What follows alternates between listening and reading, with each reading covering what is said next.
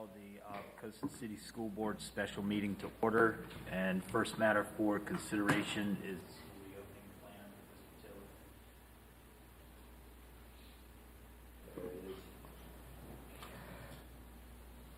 First, I appreciate you guys being able to carve out some time for a special called meeting. I know this is, we're going to try to keep this brief but to the point. As you know, you all, as did I, received quite a bit of feedback and very valuable, detailed information from our staff over the last several weeks since we last met on the reopening, the next phase of the reopening plan. In our original plan, as you recall, we had one sentence in the plan indicating that although the lion's share of this work was to get our students back in school more in person, and we had landed on a 4-day plan with Wednesdays currently to remain as a collaborative day for our staff, and synchronous and asynchronous combo blended instruction for going on for students. So we'll review some of that in a moment. And what I learned after presenting the following day, after our last meeting across the schools and to all of our staff, primarily the budget, is a very real need and value for our teachers to maintain that Wednesday in this new environment we're in this year of collaborative work that they find to be extremely valuable. And we're going to work through some of the detailed information tonight. And like I said, we'll do it quickly, that you all received, as did I, in emails and messages from our staff, that I do believe is compelling. So we're going to wrestle through some of that tonight.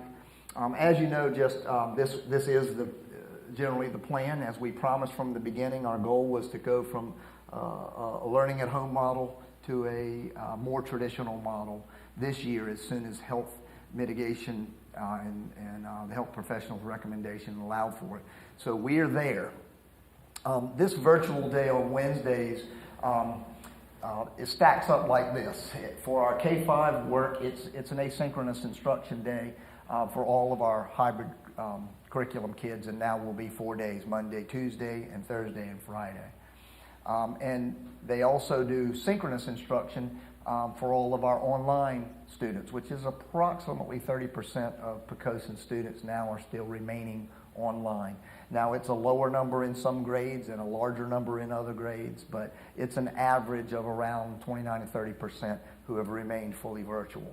In 6-8, the synchronous instruction is it's a synchronous day for all of our elective courses. If you'll remember, when we rebuilt the middle school schedule before moving them to the hybrid model, we built that schedule so that the students who were at home and in person would receive the same instruction live streamed. And in order to do that and accommodate those classes, all of the plethora of instruction that goes on us for our secondary students, we had to be very creative about that schedule. Also keeping in mind that the students on the other end of the computer, it wasn't wise or recommended for them to be on the computer for 6.5 hours during a day. So we compacted that curriculum so that they're getting their core instruction in the morning, and then we move this elective courses to the Wednesday, taught synchronously, band, chorus, those things, on the Wednesdays. So that's a very important part of this model for our middle school students. And of course, the high school students is a combination of blended of synchronous and asynchronous instruction happening that day. Some classes, some work is being done synchronously with our teachers meeting with groups of children during that day. Some very valuable work. And I'm in and out of these buildings regularly, and I'm seeing extremely important work happening on Wednesday. So we had to, in our original planning, this last phase, we were trying to balance the value of what's going on Wednesdays, primarily for our staff in preparing high quality instruction. And then the other side is to get kids in school as often as we can for in-person learning, knowing that that is our goal and has been our goal all year. Of course, we're going to delve in a little bit without getting too deep in the details of what specifically is happening in all of our buildings on those Wednesdays among and throughout our staff. And of course, Fridays is equivalent to Wednesdays for our adaptive special education programming and our preschool. They've been running Monday through Thursday, or going to run Monday through Thursday with Friday as the asynchronous day for that instruction. Curriculum instruction and assessment is very different this year, and you all know this. We've talked about it, and several of you here are educators. You know that it's not just about teaching a different schedule. It's a different kind of instruction. Our teachers are, on the secondary level, for example, are teaching students sitting at home and students in person at the same time. And that's new and innovative teaching. It's novel teaching for the vast majority, if not all, of our teachers. So part of this work that's going on in Wednesday is the training and the learning of how to do that blended instruction at the same time. And also learning the technology associated with that. And you've heard from many teachers and students and parents around the community about Canvas, the new learning management system that the state offered this year. Another learning curve thrown at us that has been productive. It's a good thing, but at the same time, it's another level of new instruction, another kind of tool that our teachers and students and staff and our parents have had to learn. The K-5, Poquoson Online, and grade level teams meet during this time. It's very important that that instruction lines up, that the students sitting at home on the Poquoson Online and the students in our classrooms now 4 days a week are getting the same instruction. Not only the same quality, but the same alignment, the same pace. It's very likely, and as we've seen even in the hybrid model this year, that there will be classes that have to toggle back to fully virtual because of quarantining. So if the in-person class had to toggle to a fully virtual, and that virtual teacher picked up the teaching of those kids, we wouldn't want them to be in a different pace, in a different place in the curriculum. So it's important that those are aligned, and the Wednesday is the primary place that collaborative work happens. In addition, it allows our staff to work with specialty area teachers. They're working with reading and math specialists, Title I staff, special ed teachers working together, external support from occupational therapy and physical therapy, speech language pathologists, social work. All the specialty areas collaborate during that time with the regular classroom teacher. So it's a wonderful time for that work to happen. They get to spend time with the library media specialist to build that part of the curriculum. School counselors, technology, and that list could go on. These specialty staff that work, in some cases itinerant, can work collaboratively with the classroom teachers, especially on that day. As well, we do some vertical planning, vertical articulation those days, where the second grade teachers work with the third grade teachers, and the Algebra 1 teachers get a chance to work with the geometry and the Algebra 2 teachers for that vertical alignment. Very valuable instructional work that happens there. Primary and elementary in-person teachers are now adding science and social studies to their pacing guides and their instructional planning. This instruction was being provided by the at-home learning teacher with our previous model. So now those teachers are moving back in the building so that the science and social studies are added to the daily core instruction for our elementary folks. This is having never worked directly in an elementary school, I've watched this process happen over the last few months differently. What I know about elementary and primary school is a lot of the work for many years now has been done in stations. They work collaboratively in teams. The kids work in this group and then they work over here in this group. Reading groups, for example, is a very important part of elementary instruction. And those groups are now different with social distancing. You can't just put them all together on the carpet or in this center and work in a group of 7 kids, 8 kids. That number is much smaller now. So all of that work in preparation for teaching is when you get right down in the details of what our educational professionals are doing every day is different than what it does what they were doing prior to March the 13th last year.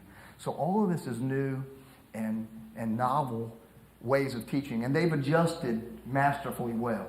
But it takes time and collaboration to do that and do it efficiently and do it with the highest quality, which is what we expect. One of the teachers said to me when we were touring around there, we really want Monday, Tuesday, Thursday, and Friday to be exceptional. And in order to do that, we need Wednesday. And it just kept ringing in my ears over and over again. We know it's a trade-off, but there is a real value for our instructional staff in that Wednesday work. And I won't read this slide to you, but there is a lot of prepping that goes on during these days. We still deliver materials to our online students, print materials. All of that is collected and sorted and worked through during those Wednesday collaborative days. Teachers are still converting very important paper documents that we're working successfully to Canvas. All of that takes time to load those documents, that information in. That's not the lion's share of our work, but those are, again, just small pieces of what is going on. They're finding new and innovative things in the world through the internet that they can then download and plug into Canvas, making our instruction better. So these are all pieces of a puzzle that gets put together on every Wednesday for our staff. Even though this is not the reason that we support this Wednesday collaborative day, we do occasionally, our administrators occasionally have to call a meeting and get folks together to get everybody on the same page. And this is done on a Wednesday and not interrupting any instructional work or push back till everybody's exhausted at 4 o'clock in the afternoon. A lot of these meetings are very important and have been important in this transition. All these IEP meetings that we have talked about in order to toggle from 2 days of instruction to 4 days of instruction, amending all those temporary learning plans. A lot of that work happens on Wednesdays when teachers can be available and work with students is happening asynchronously. You can see the list where the multi-tiered system of support, a wonderful program. Now more than ever, students' social and emotional health needs to be a focus, where kids have been disengaged for too long from their peers and from the healthy things going on in school. And so there's a lot of work that needs to happen and has been going on in the Virginia Tiered System of Support programming.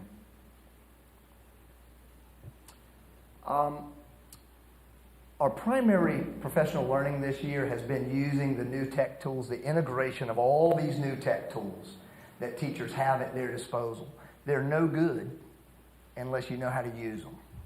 So part of the challenge for us has been, you've heard me say before, building the ship, painting it, and sailing it all in the same day. That's what we've asked our teachers to do. We've said, here's all these great tools. Put them on Canvas and deliver this instruction. But we haven't provided enough time to train them how to use them and to let them practice and play, I call it, where teachers, just like students, have to practice and play with the tools that are at their disposal. And so these Wednesdays are really the primary delivery system for our professional learning for our teachers. And that happens every Wednesday. There's some session going on in parts of our buildings that from Canvas and Edpuzzle, Pear Deck, boom cards, Padlet. That list could go on for 50 slides. I see Craig shaking his head. He's very familiar with this. There's a lot of great resources out there available to educators, but we have to learn to use it and use it well. We have lab sessions with our ITRTs where, again, this work is happening on the ground and learning's happening every Wednesday. And again, I won't read all of this, but these are just blocks of time that we carve out during those Wednesdays for professional development. from stuff coming to us and stuff coming, being shared around our buildings, and our teachers have convinced our leadership team that this is a valuable instructional time. We're providing feedback to students. I often go in on a Wednesday and see a teacher having a Zoom meeting or a phone call with a small group of kids. Happens a lot in the high school and in the middle schools, where these teachers are saying, well, I need to get to these kids sometime, and they carve out a little time to have office hours and get with these small groups. That work is happening very often. AP prep sessions. The 3/4 of the way down, you'll see the deep cleaning. If you'll remember early on, we've stepped that up. So that's not as huge. That's why it's not bullet number 1. We're still doing that deep cleaning and sanitation, but we're doing it every day. And we'll continue to do it every day. But Wednesday does allow us a time to do a real thorough deep clean in the middle of the week, also helping to protect and protect our students and staff. Now, we haven't talked about this a lot, but what we have found is that there's a great value when we learned a few months ago that there was no waiver going to be offered this year for SOL testing, that we're going to test the SOLs. What happens normally the last month or so of school is test after test after test, and we're carving out instructional time to use to test kids. And that's, again, another double-edged sword. We certainly like the feedback, the information that we get, the formative information that comes to our staff from standardized testing, but the time away from instruction that it takes to administer those tests is a little overwhelming. You'll see this next slide. These are the tests that we give in the middle and the high school at the end of the year, and it's overwhelming. So what we're planning to do now, if you all decide to move forward with maintaining Wednesday for this purpose, for the middle and high schools, we're going to be converting that day to a part of that day as we have tests come up, to use that day and protect the Monday, Tuesday, Thursday, Friday from interruption as much as possible for administering these tests. So you'll see the long list of tests, and we're going to be using on the secondary level those days for that purpose. Starting with Wednesday, April 21st, the multiple choice section of the SOL writing test, and then the 28th of April we'll do the short paper section. We've already sent out an email to parents to this effect. So that's just the first example of test dates on Wednesdays, protecting instructional time and doing our testing on the asynchronous Wednesdays. So only those students are taking those tests, and we'll bus them and feed them and all the things that we do normally to school, but they'll take the test and then we'll bus them back home, and we're protecting the instructional time on the other 4 days. That was as quick as I could do it. Questions? I know there's a lot of information, and most of that, I have to say, the great detail came from our teachers who want to do the very best job they can do, and they're convinced and have convinced me that that Wednesday is a key part of making that happen for the remainder of the year. Questions?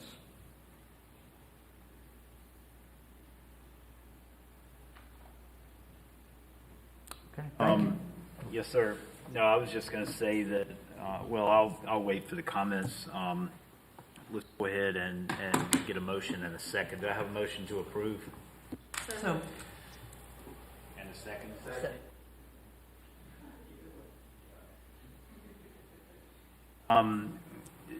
Okay, so for comments, does anybody have comments about the, yes ma'am? I do. I just want to say thank you to all the teachers that have emailed us.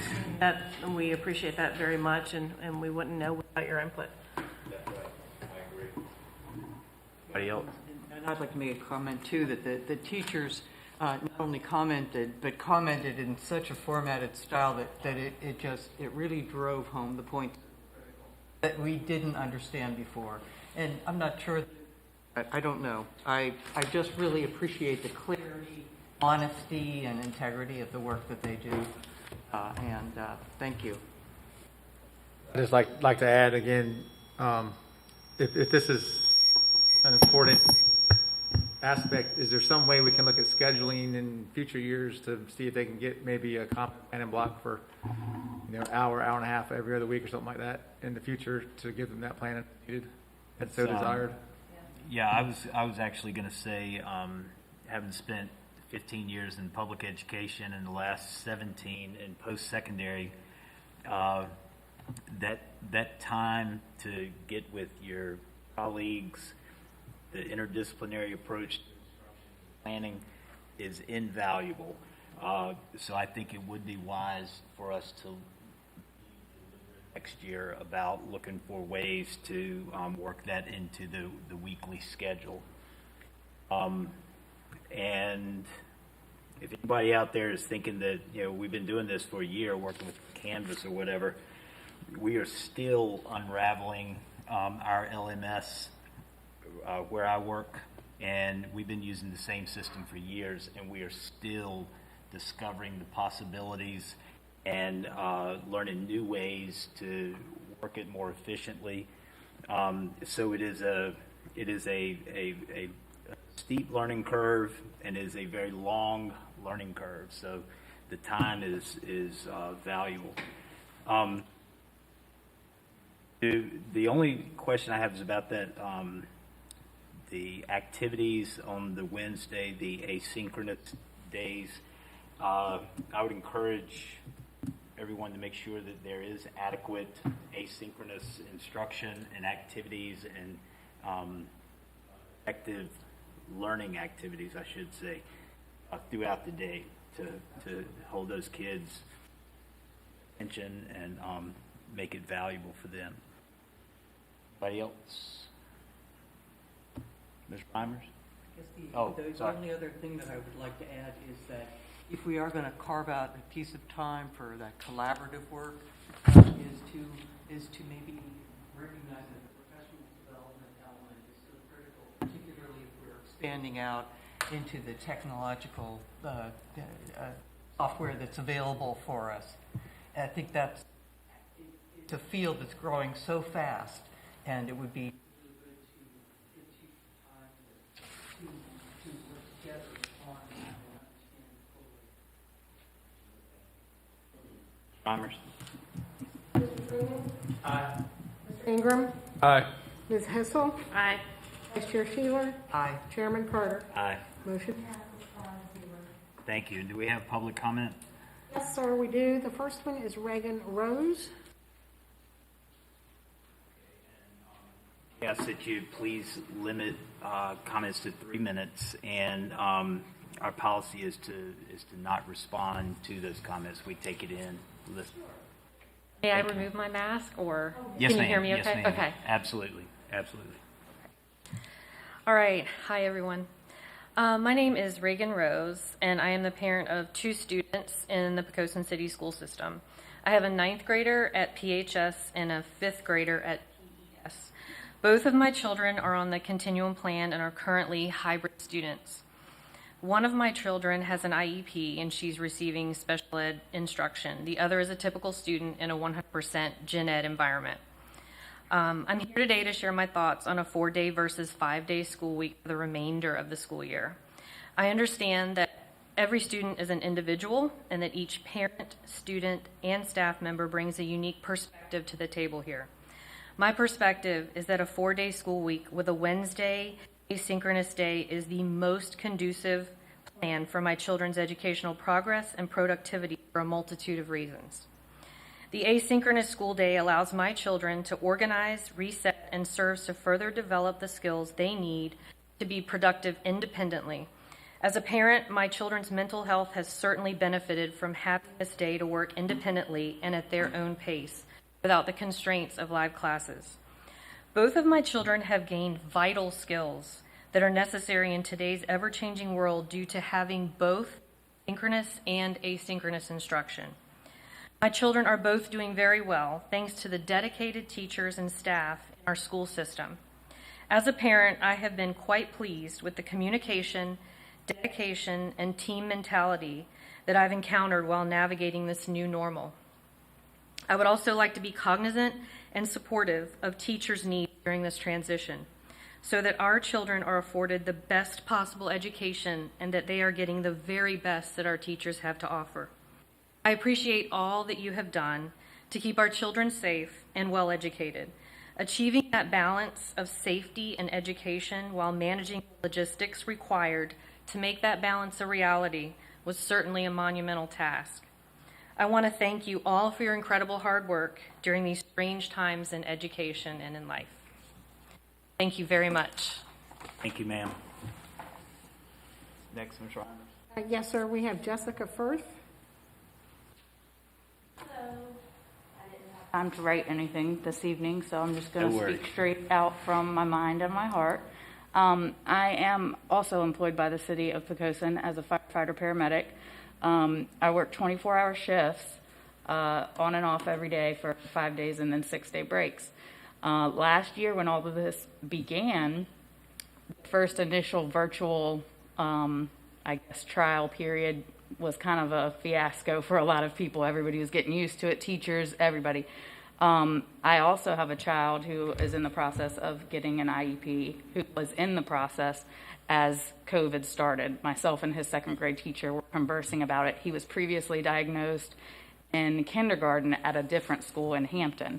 So he's has all the paperwork, everything. We're starting the process as COVID went out. Quickly into the virtual, I realized that was not working at all for him. He is not able to function at that level. He is very smart, very intellectual, but just his attention span, his ability to navigate all the different systems, knowing where assignments are in different places, it wasn't conducive for an elementary school child of third grade with his attention issues. I also have a kindergartner who does relatively well. He did okay, but he was also in the iPod version of that last year. So at the time, it was more of like an iPad, couple things here and there, games, songs, things like that. It was like the preschool version. I made the decision in August, when everything was starting to go back to school, that I would homeschool them. I've never done anything like this before in my life, right? Okay, I'm a firefighter. Like, I've been to school for things, for paramedic and fire academy. I've never taught children. I did it for several reasons. One, because of my son and his attention and learning issues. Two, to protect my family, not just my home family, my work family at the firehouse, to protect the citizens of Poquoson from possible exposure, from sending my kids to school, from, whatever the case may have been. I withdrew them and signed the paperwork to disenroll them, and was given under the impression that when school went back to 4 or 5 days a week, of whatever you want to call normal, that we could re-enroll whenever that time came. Heard about a month ago that it was going to be 4 days a week possibly, went to re-enroll, found out that they're only sending those children back to virtual only, when that's in fact the exact reason why I disenrolled them in the first place, because it just wasn't working for our family. It wasn't working for my 24-hour schedule. I was unable to be there with my children to monitor the open school session when they're on the computer to make sure they were logged in. My mom watches them when I'm on shift for 24 hours. She's not very technologically savvy. She was getting flustered and anxious and causing my third grader to get anxious and flustered, and he's freaking out, and the whole day is shot then, So we just made a decision as a family to have workbooks, hands-on, the workbook, open the workbook. My mom could turn to the page. She could do the work with them. We just made it work for our situation. I was really upset when I called to find out that the only option for us coming back is virtual. I felt kind of shocked that that wasn't included in the whole forethought of all of the children coming back. I understand all of the logistics of it, all of the health aspects of it, the spacing, the numbers, everything. It's my job. That's, part of my job. I know all of the Virginia, Department of Health, all that stuff. Ma'am, you're at a little over 4. Yes, sir. Yeah, if you could just wrap it up. So appreciate I it. understand all of that aspect of it. What I don't understand is why a decision was made to come back 4 days a week when you, in fact, didn't have the solid number count of children who are eligible to be re-enrolled in school or to just even attend school in Poquoson. Like the census count, whatever number you used, or whatever number the people that sat down and made these decisions used. That would make it possible for homeschool children to not be able to come back to regular school. They would be forced to go back to virtual. So kind of seems discriminatory to me. Thank you, ma'am. I appreciate your time. Thank you. I'm not done. Well, we have a 3-minute limit and you're at 5. Okay, is that the law? That's our policy, yes, Okay, ma'am. and that's fine. And I was also told about the paperwork that I signed, that I signed an agreement to homeschool my children for a year. That wasn't a contract, and I'm a tax-paying citizen as well as an employee of the city who has a right to re-enroll my child whenever I feel necessary. Yes, ma'am, we understand that, and we appreciate you coming out and talking with us. We really do. Thank you very much. And with that, we will adjourn.